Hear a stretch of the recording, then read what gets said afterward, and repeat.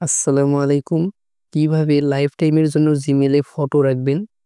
Life টাইমের জন্য জিমেলে photo রাখার জন্য আমাদের ১ম এ জিমেল অ্যাপসে চলে যেতে হবে। দেন জিমেলে যাওয়ার পর এখানে কর্নারে দেখতে পাচ্ছি আমাদের লোগো আইকনে ক্লিক করব। লোগো আইকনে ক্লিক করার পর এখানে যতগুলো আপনার জিমেল অ্যাকাউন্ট রয়েছে সেগুলো শো করাবে। যে জিমেল অ্যাকাউন্টে আপনি রাখতে চাচ্ছেন সেইটি সিলেক্ট করে নেবেন।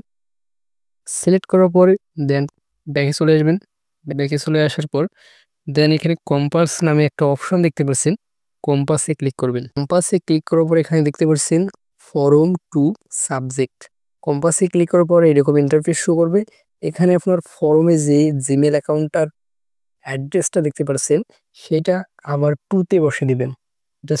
অ্যাড্রেসটা বসে দেওয়ার পর এরকম সাজেশন একটা অপশন আসবে, ইউতে ক্লিক করে দিবেন। দেওয়ার পর এখানে দেখতে পাচ্ছেন আপনার জিমেলের লোগোটা শো করাচ্ছে আর নাম। তারপরে এখানে সাবজেক্ট, এই সাবজেক্টটা আপনি যেটা লিখে দিবেন এটি লিখে সার্চ করলে আবার ফটোটা চলে আসবে।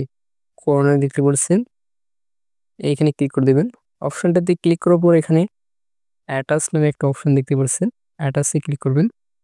অ্যাড্রেসে ক্লিক করার পর আপনাকে এখানে গ্যালারি অ্যালবামস ফাইলগুলো রয়েছে সেখানে নিয়ে যাবে।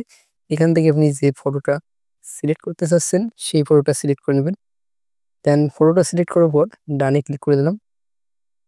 ডানে ক্লিক করার পর এখানে দেখতে পাচ্ছেন সেই ফটোটা এখানে শো করাচ্ছে। দেন এখানে কর্নারে দেখতে পাচ্ছেন তীর আইকন, এখানে ক্লিক করে দিবেন। ক্লিক করার পর এখানে আপলোডিং হয়ে যাবে। কিভাবে ফটোটি বের করবেন? বের করার জন্য সার্চে চলে যাবেন। ফাইলটি যেটা লিখে সেভ করেছেন সেটি এখানে লিখবেন। দেন সার্চে ক্লিক করে দেবেন। সার্চে ক্লিক করার পর দেখতে পাচ্ছেন এখানে FGDS লিখে আমি ফাইলটি সেভ করেছিলাম শো করাচ্ছে।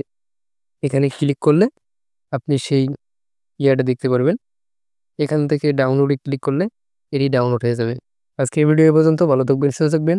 এই ধরনের নতুন নতুন ভিডিও পেতে অবশ্যই চ্যানেলটি সাবস্ক্রাইব করে রাখবেন।